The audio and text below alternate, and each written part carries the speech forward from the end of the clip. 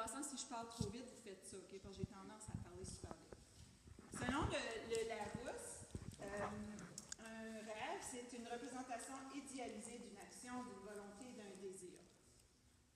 Le petit Robert nous dit que c'est une construction imaginaire destinée à satisfaire un besoin. Ça, c'est tous des gros mots pour vous dire qu'un rêve, c'est très personnel. Donc, chaque personne ne peut pas avoir le même rêve. Donc, on peut rêver un jour de sauter en parachute. On peut rêver que l'ordinateur fonctionne bien. D'aller nager avec les requins. On peut peut-être rêver d'être olympien, d'aller aux Olympiques un jour, faire du kayak de compétition. On peut rêver de faire du ski sur plein de montagnes au Canada ou au monde. On peut rêver d'augmenter notre vitesse à une course. On peut même rêver d'augmenter la vitesse de nos enfants le matin, mais ça, je l'ai essayé, ça marche pas. Mais la chose qu'il faut se souvenir, c'est que chaque rêve est très personnel, puis tout le monde ne partage pas les mêmes buts et les mêmes ambitions. Donc, dans sa nature, un rêve, c'est quelque chose qu'on veut faire. C'est quelque chose qu'on veut améliorer, qu'on fait déjà, ou c'est quelque chose qu'on aimerait essayer, qu'on n'a jamais fait. Donc, c'est ça vraiment la définition d'un rêve. Donc, la première activité que je vais faire avec vous, c'est que je vais vous demander de fermer les yeux et de penser à votre enfance. Même si vous êtes des enfants, pensez quand vous étiez plus jeune. Et d'essayer de penser à un moment de ton enfance où tu as participé à quelque chose dont tu étais fier. Ça peut être une course, ça peut être un club d'échecs, ça peut être jouer un instrument de musique, ça peut être avoir été dans un rage de talent, faire une compétition de ski, avoir une bonne note à l'école, un moment où tu t'es senti vraiment fier d'avoir accompli quelque chose.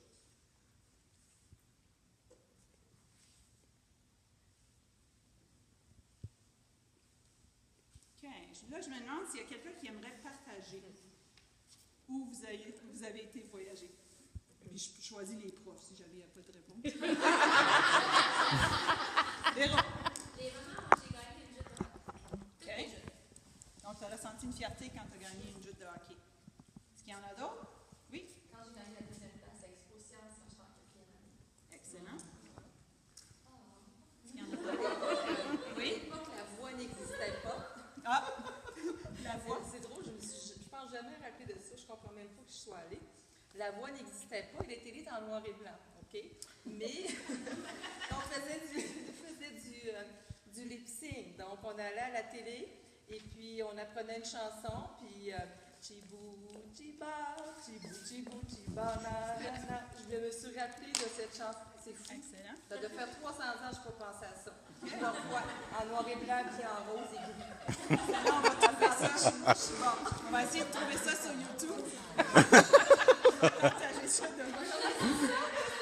On va le trouver sur YouTube et on va le partager Ah, demain. ben ça doit plus exister. Donc maintenant, j'aimerais qu'on refasse l'activité. Tu n'as pas besoin de te fermer les yeux si tu ne veux pas, mais j'aimerais que tu retournes en arrière et tu essaies de penser à une activité que tu aurais aimé essayer. Ou à une activité que tu as essayée, mais où tu as vu des barrières. Comme par exemple, tu aurais voulu faire une course, mais tu ne pensais pas que tu étais bonne assez. Ou tu aurais voulu chanter dans une rage de talent, mais tu étais gênée.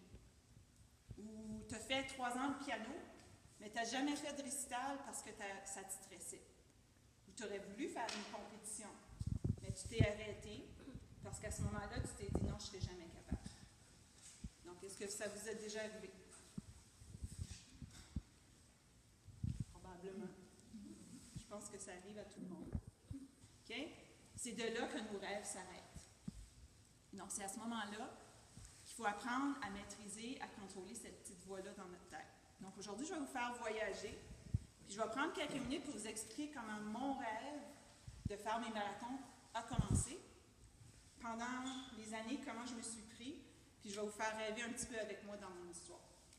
Donc, ça, c'est un exercice très personnel. Puis, c'est un exercice que je vous encourage à refaire à la maison. Donc, une fois de temps en temps, là, fermez vos yeux et essayez de penser qu'est-ce que je fais déjà, qu'est-ce que j'aimerais aller plus loin. Donc, mon histoire. Là, j'ai vraiment tout mis. On va commencer dès l'école primaire. Donc, j'étais en première année. Et j'ai avancé. Et j'aimais beaucoup les sports. J'ai toujours aimé les sports. Arrivé en deuxième année, j'ai 3 frères. En deuxième année, mon petit frère est venu au monde. Troisième année, très bien. Quatrième, 5e et 6e année. Donc, tout le monde a la photo avec les rayons lumineux. Oui. Les gros cheveux. Donc, comme vous pouvez voir, même si j'aimais les sports, je n'étais peut-être pas prédisposée à être une athlète naturelle. En regardant cette photo. J'ai grandi extrêmement vite. De la première année à la 6e année, j'ai grandi de 2 pieds. Donc, en 6e année, j'étais 5 pieds 10.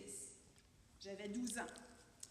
Mes jambes avaient grandi trop vite, mes bras avaient grandi trop vite, j'étais pas coordonnée, je marchais, je trébuchais, je frappais les murs avec mes mains, parce que j'avais grandi trop vite. Mais j'aimais les sports. J'aimais ça, les sports. Mais à un moment donné, j'ai essayé de faire une compétition de course et j'ai trébuché. Et mon prof de gym, à ce moment-là, il m'a dit « Je ne veux pas te décourager, mais je pense que tu ne seras jamais athlète. Donc, toi, tu devrais peut-être te concentrer sur tes bonnes notes à l'école, parce que j'allais super bien dans mes notes à l'école, puis te trouver une bonne job. Tu sais, tu pourrais être un médecin, tu pourrais être quelque chose comme ça, là. Tu devrais te concentrer là-dessus. » Fait que là, à ce moment-là, cette petite voix-là est rentrée dans ma tête. Fait que là, je me suis dit, hey, il a bien raison. Moi, je ne serai jamais athlète. Puis moi, mes frères, ils étaient tous sodos. Parce que les autres, c'est des garçons, puis ils ont grandi après. Fait qu'ils ont fait du soccer, ils ont fait du hockey, ils ont fait du baseball, ils ont même été sur des équipes provinciales. Mais moi, je ne m'essayais pas. Parce que je me disais, tu sais, c'est vrai, il a raison. Donc, malgré ces pensées-là que j'ai eues au fil de mon adolescence, puis au secondaire et tout ça, il y a un moment donné où j'ai dû affronter ces pensées-là, puis me motiver à bouger parce qu'il fallait que je perde du poids. Puis je vais vous montrer pourquoi. J'ai eu 2 belles grandes filles, il y a 11 ans, et j'avais pris 75 livres. Là, je vais enlever ça parce que je ne veux pas vous la garder trop longtemps. Donc, à ce moment-là, en 2005, j'ai dit, j'ai pas le choix. Il faut que je me mette à bouger. Je ne suis pas sportive, je ne serai jamais athlète, mais il faut que je bouge. Puis, parce qu'on venait d'avoir des jumelles, on n'avait pas grand argent, ça fait que j'ai dit, je vais m'acheter une paire d'espadrilles, ça ne coûte rien courir. Maintenant, je peux vous dire que ça coûte cher, mais ça ne coûtait rien dans le temps. Fait que, en 2005, j'ai commencé à courir. J'ai dit à mon mari, à un moment donné, je vais aller courir. Ça va me donner une petite pause des filles. Je sors de la porte, je mets mes espadrilles, on y va, go. Les filles sont nées au mois de juin, c'était à peu près en octobre. Je sors, je cours pour un gros 2 minutes. Pour réaliser que, tu sais, à Bernard, je sais, c'était pas pour moi la course, je détestais ça, j'étais essoufflée, que c'est ça, cette affaire-là. Je suis retournée à la maison, je me dis, non, je vais me trouver autre chose. Finalement, le lendemain, je suis retournée. J'ai dit, je vais y aller de nouveau, on va aller voir, peut-être que c'était juste la première sortie. J'ai couru à peu près 2 minutes et demie, je suis retournée. Puis à un moment donné, on a acheté une poussette à jogging. J'ai dit, hey, au moins je vais être belle, je vais courir avec mes bébés, ça va être cute. Fait que là, j'ai commencé à courir avec eux autres. Il faut le dire vite, courir. Je courais une minute, je marchais une minute, je courais une minute, je marchais 30 secondes, je courais 20 secondes, puis là, j'allais me coucher. Mais là, le poids, j'ai commencé à perdre mon poids, puis à peu près 1 an après, j'ai repris ma forme. Puis là, j'ai commencé à dire, hey, chaque fois que je vais courir, ça me donne comme ce feeling-là que je suis bien. Fait que j'aime pas courir, mais j'aime le feeling après. Fait que là, je vais continuer. Fait qu'en 2009, je me suis dit, je vais m'inscrire à une première course, ça va me donner un but. Fait que je suis inscrite à un 5 km. J'ai été sur Internet, je me suis trouvé un plan, ils m'ont dit comment m'entraîner, j'ai suivi ça à la lettre. Puis le plan disait que j'allais le courir en 30 minutes. J'ai dit, OK, je m'inscris, j'y vais. Je fais mon premier 5 km, 36 minutes. Très compétitive. Ça, c'était pas bon. Tout le monde le faisait en 30 minutes, moi je l'ai fait en 36 minutes. Qu'est-ce que tu penses qui est venu dans ma tête? Je ne serai jamais une athlète. J'ai continué. J'ai dit, je ne sais pas, c'est simple, je vais faire un 10. C'est un petit peu plus long, peut-être ça va me réchauffer, je vais pouvoir courir plus vite après. J'ai fait un entraînement, tout le monde disait dans 1 heure. Ça m'a pris 1 1h10. Encore une fois, c'est pas de ma faute. Je ne serai jamais une athlète. Là, j'ai continué. Là, j'étais découragée. Je n'arrêtais pas de dire que je n'étais pas bonne. Mais j'ai continué à courir. Fait que là, je me suis dit, je ne suis pas bonne en vitesse. C'est ça mon problème. Je ne suis pas bonne à faire de la vitesse. Je vais m'inscrire à un demi-marathon. Parce que là, la vitesse, c'est moins important. Fait que je m'inscris à un club de course avec le Running Room.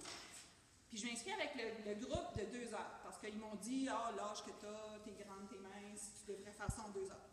Fait que je m'inscris, je suis tout le programme, je suis capable de les suivre. J'arrive à mon demi-marathon, 2h16. Fait que là, j'ai dit, tabarnouche, tout ce que j'essaie, je réussis pas. Fait que je suis vraiment pas bonne dans la tête. Mais là, j'ai dit, il y avait toujours une excuse. Par exemple, là, je me suis entraînée l'hiver, c'était pour ça. C'était le printemps. Tu sais, peut-être si je m'entraîne tout l'été, j'en fais un autre à l'automne. C'était pire. 2h29.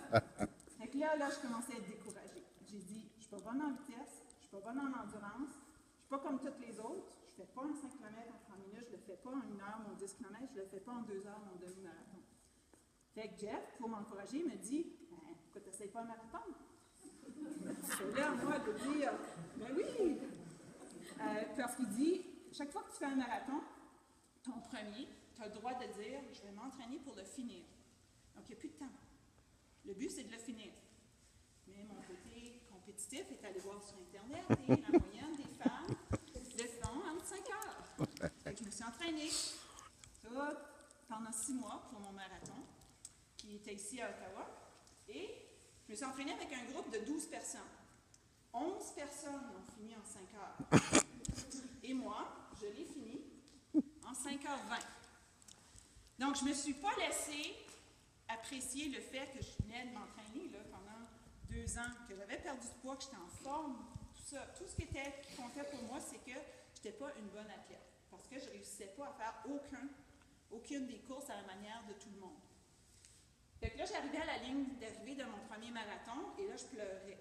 Fait que là, ma famille sont là, ils veulent m'encourager. Je me dis, qu'est-ce qui se passe? Je suis comme, je suis pas bonne, qu'est-ce que c'est ça? J'ai pas fait tout, mon groupe est rentré avant moi, blablabla. Puis à un moment donné, tu te dis, là, ils essaient de t'encourager, puis ils te disent, voyons, tu viens faire le marathon, tu devrais être fière, blablabla.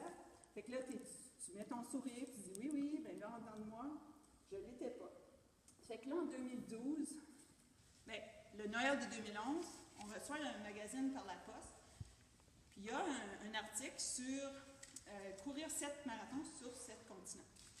Fait que là, je me dis, OK, bien, premièrement, je dis jamais non à un défi. Fait que Jeff, il me dit, tu devrais faire ça. On aime voyager, on pourrait faire ça. Fait que là, je dis, OK. Fait que là, on va sur Internet, on trouve un marathon en Australie pour l'année d'après. Fait que là, je commence. Petite course de 5 km, encore un temps désastreux. 1,21 encore une fois, mais là, je m'en vais en Australie et mon marathon est encore pire.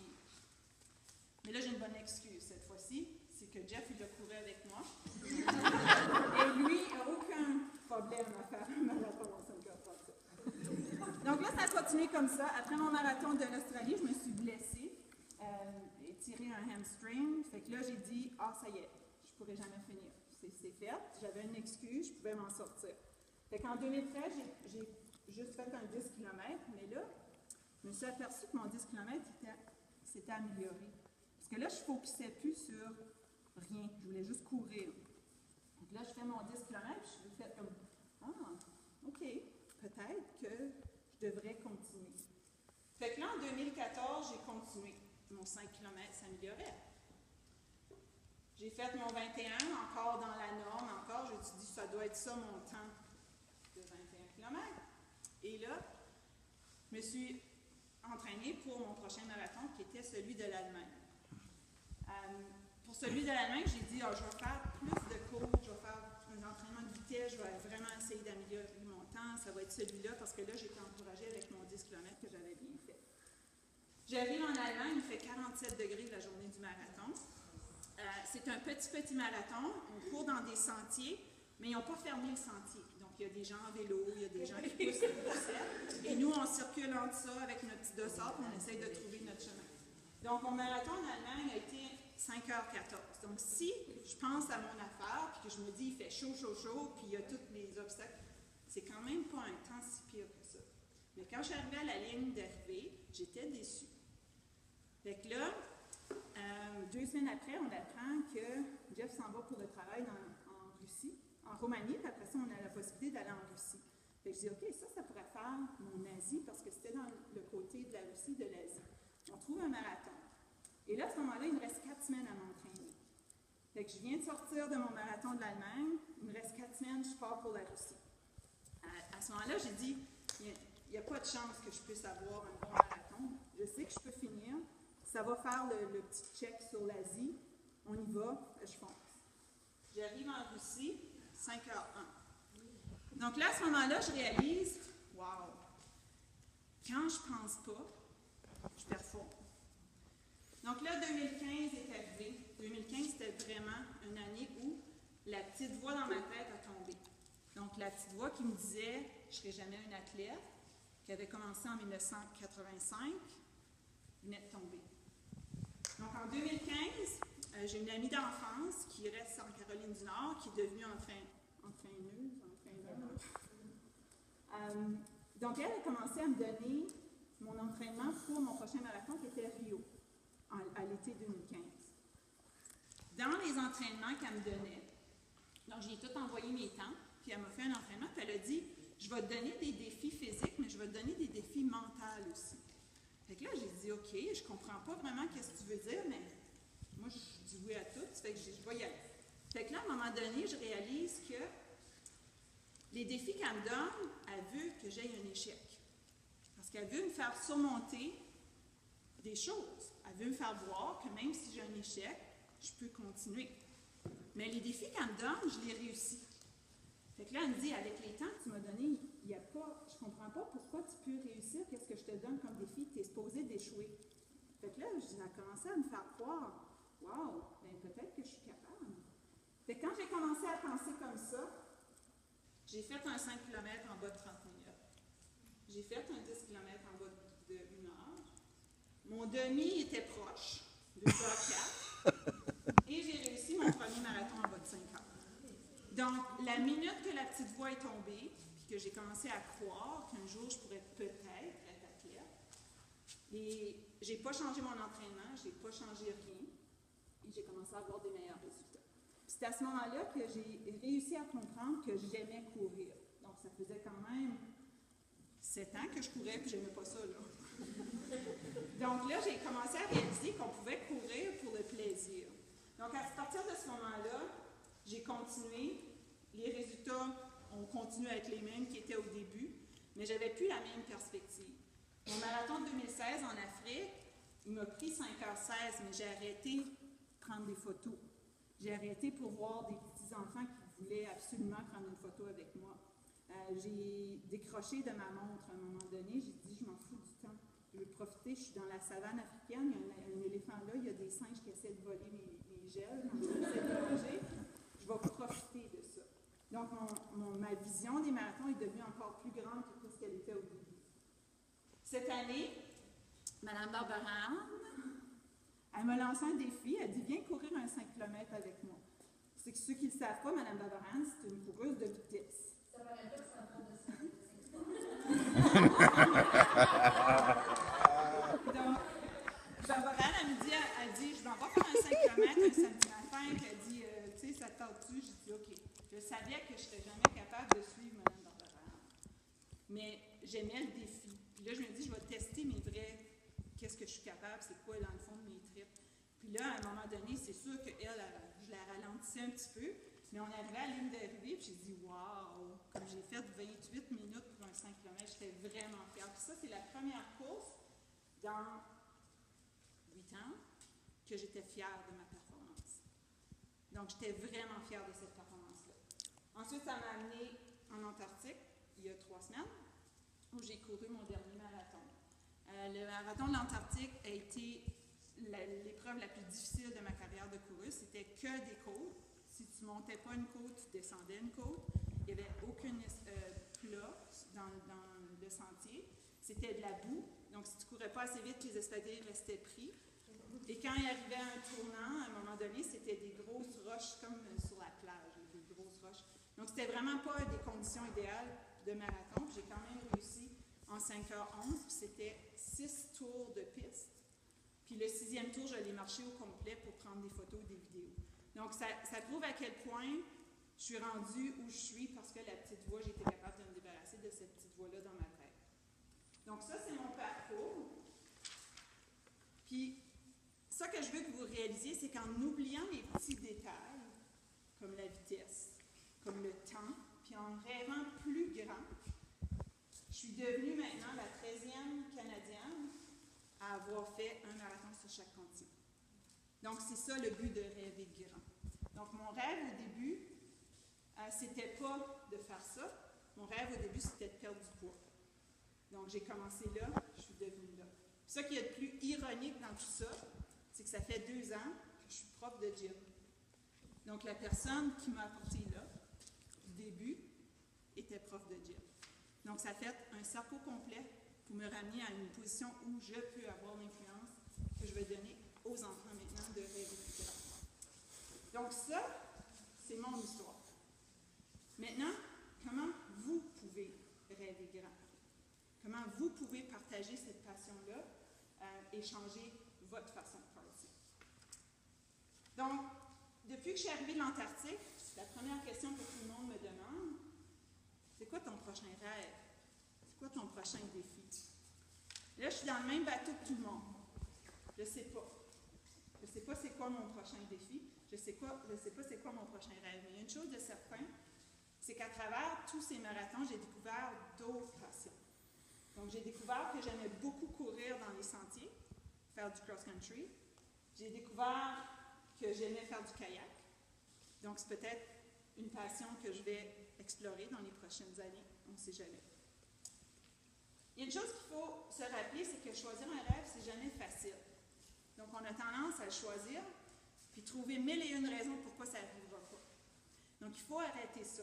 Il faut croire dans ses rêves, il faut décider que tu veux que ce rêve-là se réalise pour vrai, puis il faut que tu y crois pour vrai.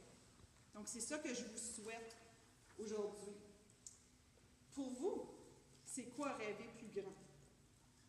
Donc, si je vous demande, est-ce qu'il y en a ici qui aiment l'eau? Nager, faire des choses. Ce serait quoi rêver plus grand avec la natation? Donc, rêver plus grand avec la natation, ça peut être apprendre à nager. Ça pourrait être joindre une équipe de water polo. Il y en a beaucoup des équipes comme ça. Faire un triathlon. Ça pourrait être devenir caméraman avec les requins. On ne sait jamais. Faire de la nage synchronisée. Yes! Faire du plongeon. Donc, si vous pensez que vous pouvez ou vous pensez que vous ne pouvez pas, vous avez raison. Donc, il faut toujours se souvenir de ça. Est-ce que vous avez trouvé votre rêve? Quand même donné beaucoup de temps, là. L'idée, c'est pas que vous sortez d'ici ce soir avec votre rêve déjà en tête. L'idée, c'est que je puisse vous ouvrir l'esprit, ouvrir les horizons à penser plus grand. À penser à qu'est-ce que vous faites déjà dans votre vie, c'est quoi vos passions qui sont déjà là, puis de voir à quel point vous êtes capable de les pousser. Quelqu'un qui a un vélo pourrait peut-être faire le Tour de France, faire des randonnées de montagne, faire du vélo de route. Tu peux même tout simplement t'acheter un vélo. Ça pourrait être un rêve, ça aussi. Donc, il faut commencer à quelque part. Pour arriver où je suis aujourd'hui, j'ai dû surmonter des épreuves, des obstacles, comme tout le monde. Puis souvent, ces obstacles-là te font oublier ton rêve, puis te font penser à est-ce que je devrais continuer. J'ai eu des moments où je me questionnais sur le temps que je mettais à mes entraînements. Peut-être que je suis en train de pénaliser ma famille, peut-être que je suis en train de pas assez donner de temps à mes enfants. Mais ça qu'il faut réaliser, c'est que quand tu fais ça, tu montres aux gens autour de toi comment c'est important de penser à soi puis d'être heureux en premier avant de le faire avec les autres. Puis ça donne un bon exemple à nos enfants. Donc, j'aimerais vous partager à ce moment-ci quelques petits secrets qui m'ont aidé à travers ces épreuves-là, puis comment faire pour combattre ce qui pourrait nous arrêter. Quand on va en avion, on nous dit toujours, si le masque d'oxygène tombe, tu te le mets à toi avant de le mettre à quelqu'un d'autre. Ça, c'est c'est la règle d'or numéro 1. Il faut vous mettre en premier plan. On est tous des parents, on a tous une job, on fait l'épicerie, on fait le taxi, on fait plein de choses, mais il faut aussi penser à nous. On pense peut-être que c'est égoïste des fois. Au début, quand je faisais mes grands entraînements le dimanche matin, je demandais permission d'aller courir. Maintenant, je l'exige poliment. Donc, ça a changé. C'est un moment où tu dois dire, si je veux arriver là, il faut que je prenne ce temps-là. Puis quand on prend le temps pour nous, on s'aperçoit qu'on est capable d'en donner encore plus aux autres. Il y a aussi le côté pratico-pratique. On va parler de budget. C'est sûr que rêver grand, ça prend des fois de l'argent. Mais ça, c'est une chose que j'ai appris aussi. J'ai voyagé à travers le monde avec mes marathons, puis on est capable de manger encore. Donc, c'est vraiment une question de priorité. Est-ce qu'on mange au restaurant tous les vendredis soirs, ou est-ce qu'on s'achète un vélo puis on poursuit nos rêves à ce niveau-là? Est-ce qu'on veut la table du salon du siècle parce qu'on l'attend, ou on la pousse pendant 4-5 ans puis on se dit on va s'acheter un billet d'avion puis on va aller voyager? Donc, c'est vraiment une question de priorité. La minute que tu réalises que le bien matériel n'est pas si important que ça, tu ouvres les horizons vers qu'est-ce qui peut t'amener plus loin. La deuxième chose qui est très importante, c'est de trouver une équipe. Moi, j'appelle ça des cheerleaders. C'est toujours bien d'avoir, puis moi, je me dis 5 personnes. 5 personnes dans ton entourage qui est très positif, qui est capable de t'encourager dans ton but puis dans tes idées folles. Si tu n'as pas ces personnes-là, tu as souvent des gens qui pourraient être soit jaloux, soit juste des personnes négatives qui pourront te faire décider que ton rêve n'est pas assez important. Donc, c'est vraiment important de trouver 5 personnes. Tu peux trouver ton conjoint, ça peut être une personne à ton travail, ça peut être un ami, ça peut être un groupe que tu ne connais même pas sur Internet qui vit la même passion que toi. Mais quand tu t'en viens dans ta petite bulle et dans ta tête, puis tu commences à douter de ton rêve, va voir ces personnes-là.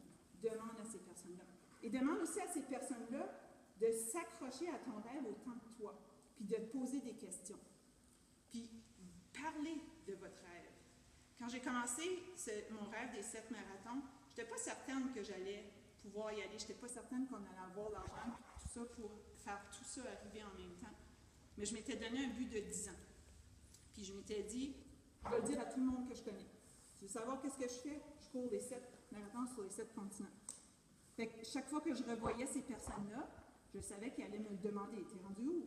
Fait que là, ça me mettait un petit peu de pression sur qu'est-ce qu'était mon rêve, puis continuer mon rêve.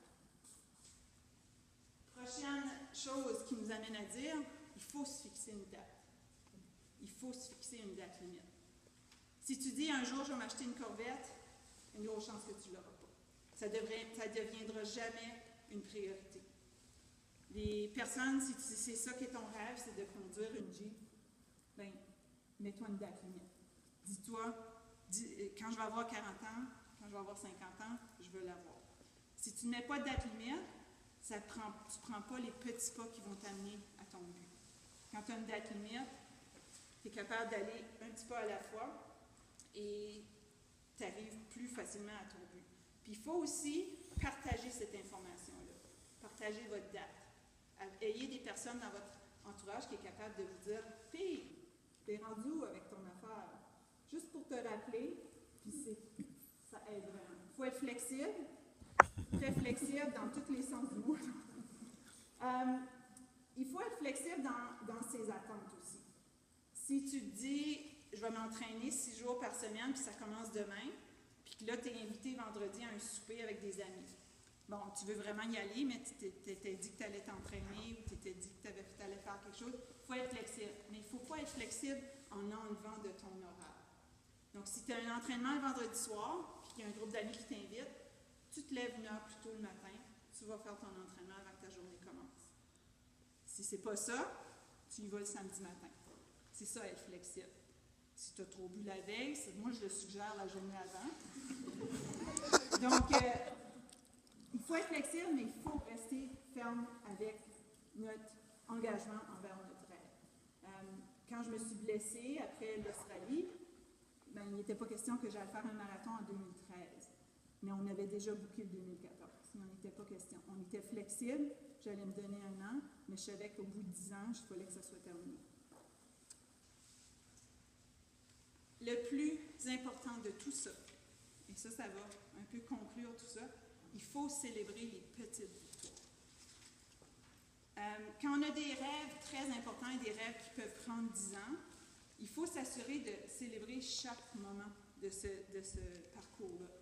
Si j'avais célébré seulement le marathon, le 7e marathon, j'aurais perdu de vue le fait d'avoir un koala dans mes bras, le fait d'avoir flatté un kangourou, le fait d'avoir fait du kayak avec les baleines. Donc, tous ces petits moments-là font que ton grand rêve est encore plus important. Puis, il faut aussi célébrer les encore plus petites que ça. J'ai mangé une salade au restaurant aujourd'hui. Célébrez ça. J'ai bu de l'eau aujourd'hui. Wow, je suis fière de moi. Je me suis levée à 6 heures samedi matin pour pouvoir aller prendre une marche avant que ma famille se lève. Célébrer ces moments-là. C'est très important. Parce que quand tu prends un recul sur ton parcours, c'est tous ces petits moments-là qui t'ont permis d'arriver à ton but final. Donc, je vous laisse sur un petit résumé de qu'est-ce que vous devez faire à partir d'aujourd'hui. Il faut se mettre en premier plan. Il faut vous trouver 5 personnes pour être vos cheerleaders. Fixez-vous une date limite, mais soyez flexible et célébrez toutes les petites victoires à cours de route.